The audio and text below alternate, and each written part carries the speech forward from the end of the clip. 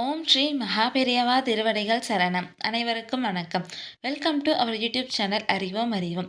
நாம் இன்னைக்கு இந்த வீடியோ பதிவில் எதை பற்றி பார்க்க போகிறோம் அப்படின்னா, இந்த மார்கழி மாதம் முழுவதும் நம்ம வீட்டு பூஜை அறையில் இந்த ஒரு பொருளை வச்சு வழிபடுறதுனால நாம் நினைத்தது அனைத்துமே நடக்கும். நமக்கு முன்னோர்களோட ஆசை கிடைக்கும்.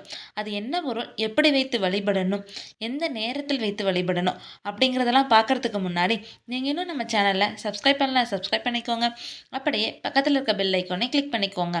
அப்போ தான் நம்ம போடுற வீடியோ பதிவு உங்களுக்கு உடனடியாக நோட்டிஃபிகேஷனாக வருங்க. இப்போ வாங்க நம்ம வீடியோவுக்குள்ளே போகலாம்.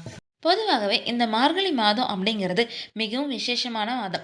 எப்படி ஆடி மாதம் வந்துட்டு அம்மாளுக்கு உரியதான மாதமும், அது மாதிரி இந்த மார்கழி மாதமும் ரொம்பவும் விசேஷம் நிறைந்த மாதமாக கருதப்படுதுங்க. இந்த மார்கழி மாதத்தில் இருக்கிற அந்த 30 நாளும் நாம் இந்த ஒரு பொருளை நம்ம பூஜையில் வைத்து வழிபடுவதனால நமக்கு இருக்கிற அனைத்து வகையான பிரச்சனைகளும் தீரும்.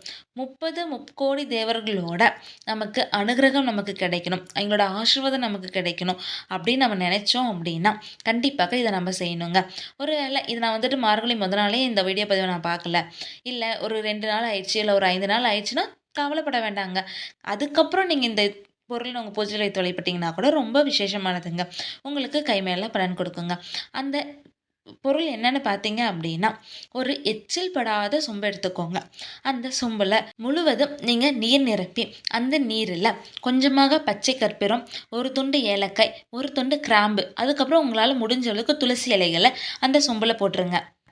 இதை கொண்டு போய் உங்கள் வீட்டு பூஜை அறையில் இருக்கிற மகாலட்சுமி தேவியரோட படத்துக்கு முன்னாடி வச்சுருங்க. நீங்கள் தினமும் அதிகாலையில் இதை செய்யணுங்க. நீங்கள் தினைக்கும் காலைல எஞ்சி குளிச்சு முடிச்சோன்னே இதை நீங்கள் அங்கே வச்சுட்டு, அந்த சொம்பில் இருக்க அந்த பொருட்கள்லாம் நீங்கள் போட்டு மகாலட்சுமி தேவியருக்கு முன்னாடி வச்சுட்டு, நீங்கள் என்னென்ன நடக்கணும்னு நினைக்கிறீங்களோ அது எல்லாத்தையும் மனதார வேண்டிக்கோங்க. நீங்கள் இன்றைக்கி வச்சிங்க அப்படின்னா மறுநாள் காலையில் அதை எடுத்து உங்கள் வீட்டுக்கு தீர்த்தமாக தெளிச்சிக்கலாம். நீங்கள் தீர்த்தமாக குடிச்சிக்கவும் அதை செய்யலாம். அப்படி இல்லையா, உங்கள் வீட்டில் அந்த துளசி மாடம் அப்படின்னு சொல்கிறாங்க பார்த்தீங்களா, அது இருந்துச்சுன்னா அதில் கூட இந்த தண்ணியை கொண்டு போய் ஊற்றிடலாங்க. இப்படி ஒவ்வொரு நாளும் புதிதாக இந்த தண்ணியை நீங்கள் கீழே ஊற்றிட்டு அந்த சொம்பை சுத்தம் பண்ணிவிட்டு மறுபடியும் அதில் கொஞ்சமாக பச்சை கற்பூரம், ஏலக்காய், கிராம்பு, துளசி இலையெல்லாம் போட்டு நீங்கள் செஞ்சுட்டு வரணுங்க.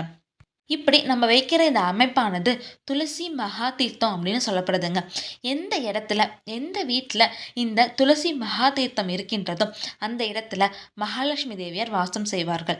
மகாலட்சுமி தேவியார் வாசம் செய்தாங்க அப்படின்னாவே நம்ம வீட்டில் இருக்க முக்கியமான பிரச்சனையான பணப்பிரச்சனைகள் அனைத்தும் தீரும், கடன் தொல்லைகள் தீரும், உங்களுக்கு இருக்கிற எதிரி தொல்லைகள் கூட தீருங்க. இந்த ஒரு வழிபாட்டு முறையை நீங்கள் மார்கழி மாதம் முழுவதும் உங்களால் முடிஞ்ச அளவுக்கு நீங்கள் செஞ்சுட்டு வாங்க. கண்டிப்பாக உங்களுக்கு மகாலட்சுமி தேவியோட அனுகிரகம் கிடைக்கும், விஷ்ணு பகவானின் அருள் கிடைக்கும், குபேர பகவானோட அருளும் உங்களுக்கு முழுமையாக கிடைக்குங்க. உங்களுக்கு இந்த வீடியோ பதிவு பிடிச்சிருந்தா லைக் பண்ணுங்க, கமெண்ட் பண்ணுங்க, மறக்காம சப்ஸ்கிரைப் பண்ணிடுங்க. உங்களுக்கு தெரிஞ்சவங்களுக்கு இந்த வீடியோ பதிவு உதவுன்னு நினைச்சீங்கன்னா அவங்களுக்கு இதை ஷேர் பண்ணுங்க. ஹரஹர சங்கர ஜெய ஜெய சங்கரா, ஹரஹர சங்கர ஜெய ஜெய சங்கரா. ஓம் ஸ்ரீ மகாபெரியவா திருவடிகள் சரணம். அனைவருக்கும் நன்றி.